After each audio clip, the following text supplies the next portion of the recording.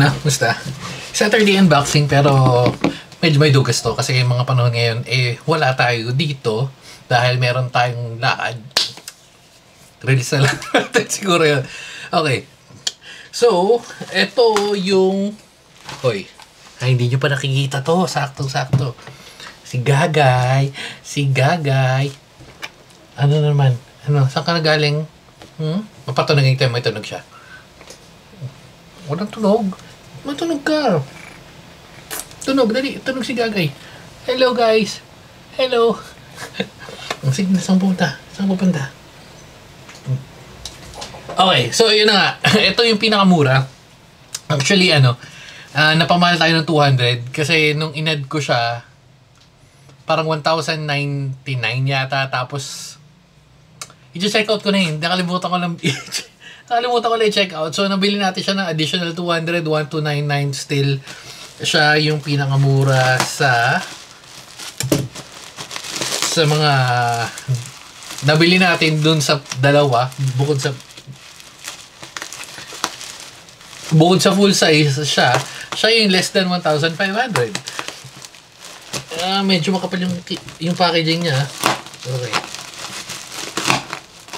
At isa pa, first time ko maka-encounter nitong brand na to. First time kong makabili ng gantong brand na to. Tingnan natin kung very goods pa o hindi na uulit.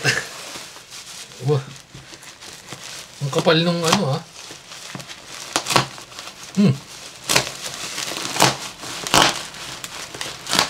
Okay.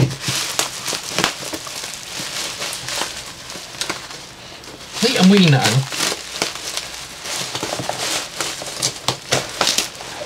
parang may amoy. Hindi naman mabaho. Parang amoy plastic na. Sige. Okay. Anyway. So, before ko to bilhin, kinonfirm ko at chinek ko na hindi siya membrane. Kasi para sa presyo ng 1,500 for a full-size keyboard. At mukha siyang decent, Mukha siyang decent. For the price of 1,299. Wait lang.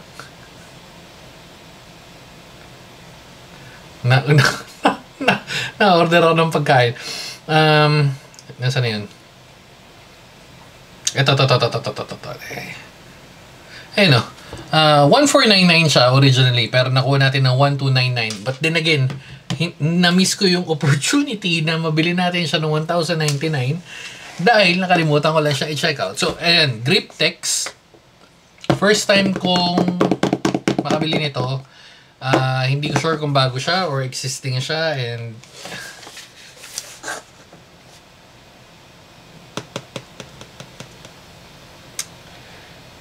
medyo nagdududa na ako. Pero sabi niya, mechanical keyboard O sige. Hindi ko sisira yung plastic. Baka kasi pag hindi nga mechanical keyboard, eto, pakita ko pala sa inyo. Ayan Griptex Studio. Mechanical keyboard. Pag in-scroll mo siya, ayun iba yung language, pero kung yung buo niya and all. Sige, buksan na natin para makita natin pare-parehas. Okay. Baka kaya iba yung yung amoy. Parang may plastic na, yung parang rubber band na packaging tape. Okay. Alauna. Alas 2. Boom!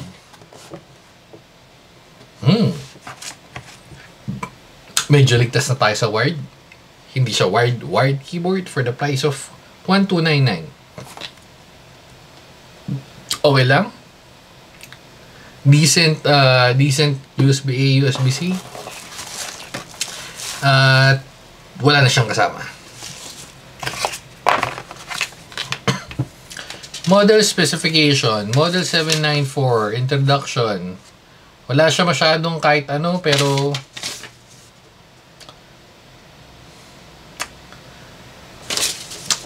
sana mechanical.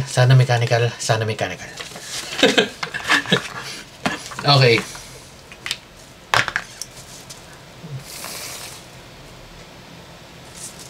Meron na. Sabay-sabay natin makita. Grip text, okay ka ba? Oh. Hindi siya ganun kaganda, pero para sa presyo niyang 1,299, eh, medyo mapapalagpas natin siya.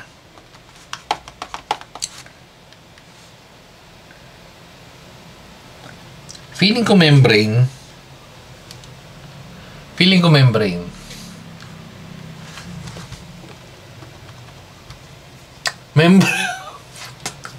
Membrane, man!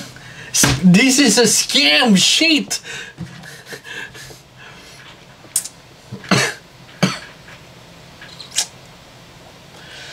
Membrane.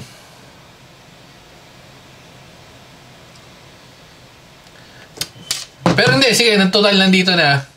Di ko alam kung, hindi, tatry natin i-contactin yung reseller. Ayoko, membrane. Mahal siya sa Hornon.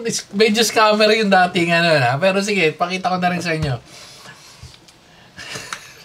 So, try mode naman siya. Try mode na membrane. So, meron siyang ganito na dongle.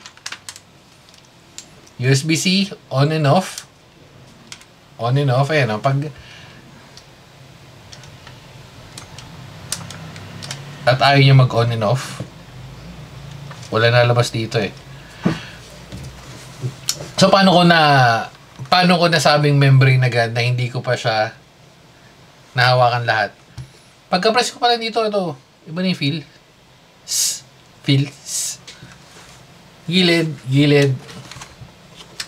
And then, ilalim. Ito yung sinasabi ko.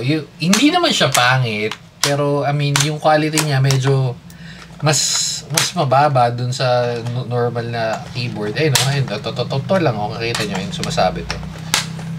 Again, hindi naman siya sobrang big deal, pero kasi yung may mga nagdadagdag na factor na pag nadagdagan, nagsama-sama sila, it's either magiging maganda or pangit na pangit, diba?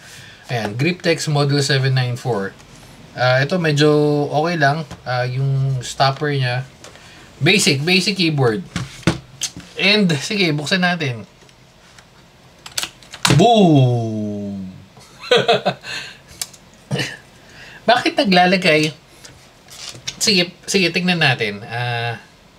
Pag mechanical ba, ibig sabihin na ano kaagad? Mechanical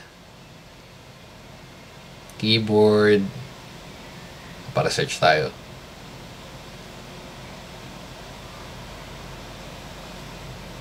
Mali type, wait lang. Membrane.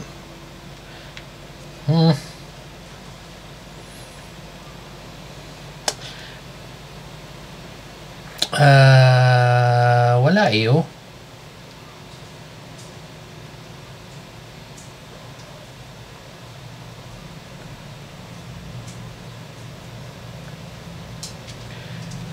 Misleading yung title niya. Again, siguro kukontakin ko seller, tingnan natin kung sasabihin niya. If hindi maganda yung sinagot niya, ibabalik ko. If maganda or okay naman, sige, i-keep na lang natin. Baka kasi may interested, pag-giveaway natin or what. Pero, if ever, hindi ko na rin... Hindi, sige, tingnan natin mga susunod. Pero kung gusto nyo pa rin mag-typing test tayo, sige, mag-typing test tayo. Wala na sound check to. Pero sige, total nandito na rin naman. Mga pegs. Buksan na natin si mga pegs. Naka-on ba? Na-charge. Okay, goods. Okay, so testing na rin natin. Wala tayong masyado expect sa sounds, sa tunog.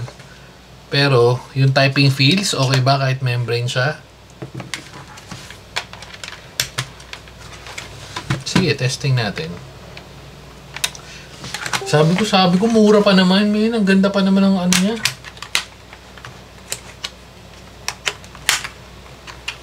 Medyo weird to. Pero sige. Okay. So, ito, gumagana ba to? Gumagana yung knob. Sabi rin naman, no? Paano magtatagal ng Bluetooth? Pindot lang. Okay, again, hindi na naman tayo mag-switch. Okay na tayo naka-wired. So, ayun na. Pag naka-wired off nyo lang. And, syempre, hindi siya NKRO. Actually, NKRO nga. Isa pa. Hindi, nagde-delay lang. Hindi siya NKRO. Anyway, so, eto na. Typing test for a membrane keyboard. Game.